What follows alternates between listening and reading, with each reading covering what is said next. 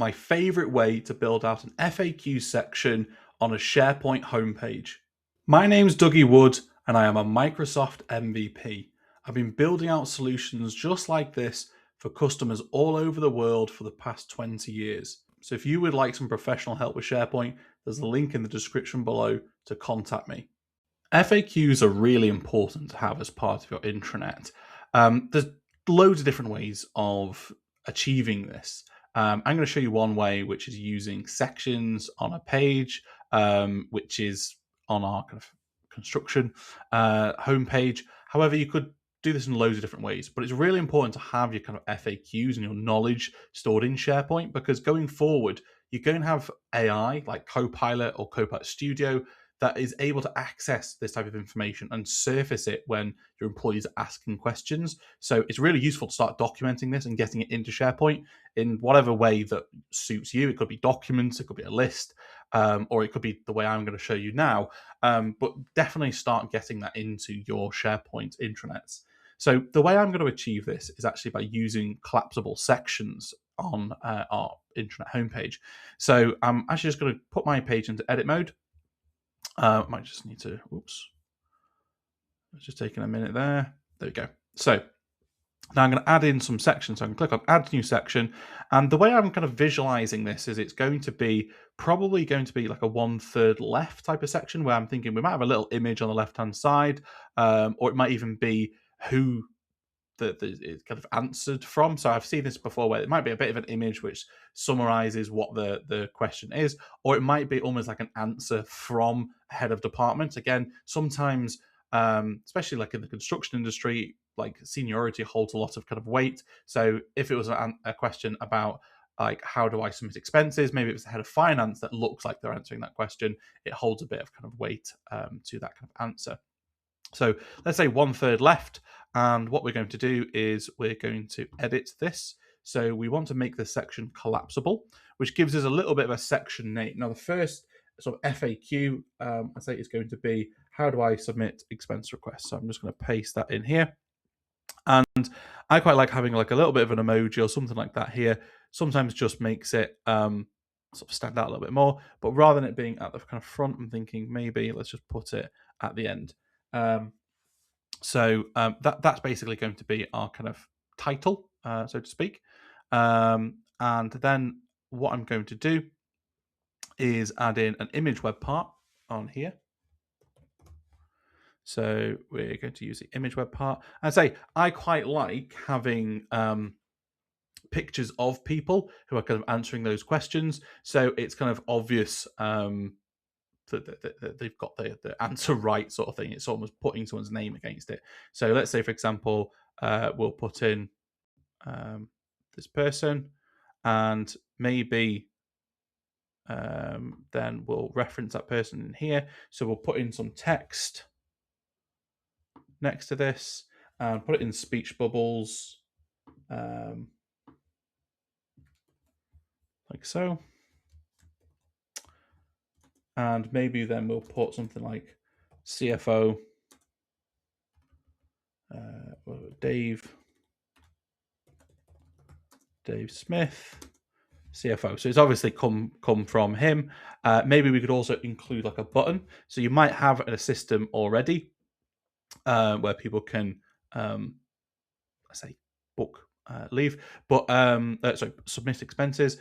Or you might have like a Power App. So, or it could be a system built in SharePoint, wherever it may be. So we might just say open app, and for now, I'm just going to link it to its own kind of page, and then maybe put it on the right hand side, and there we go.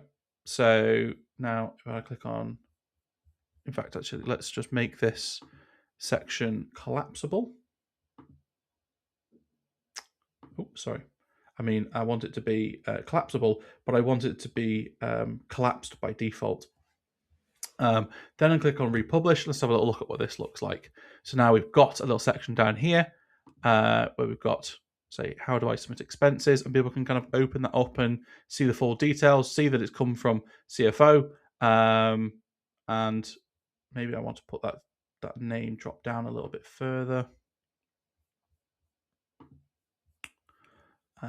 So maybe let's just put this on its own line like this. Click republish. And there we go. So now you can see, and people could click on the open app to open more app. Now, I would suggest we should probably flesh this out a little bit more. So I'll duplicate this, maybe say 5 times, 3, 4, 5. Obviously, let's give it different types of questions. So maybe this one is, how do I book annual leave? Maybe the next one is, how do I access pay slips? And again, we'd obviously change the content in all of this, but this is just an example to show different types of people. How do I book annual leave? How do I pay slips? How do I report safety issue on site? How do I access site drawings?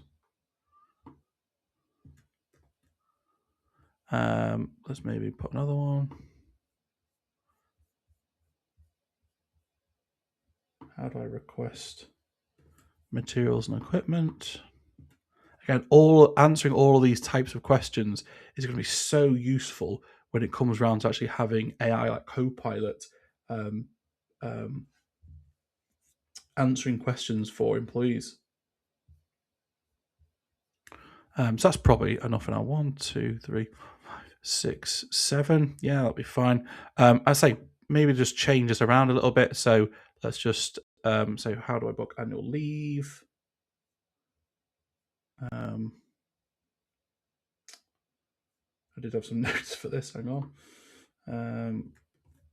Again, let's just change that text.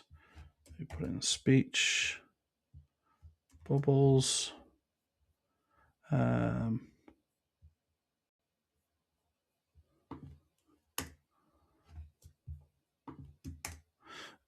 Let's just change this image of the person. As a quick reminder, we are available to help you with SharePoint. So if you would like some professional help with SharePoint, there's a link in the description below to contact me. There we go. So maybe let's put this person on the page.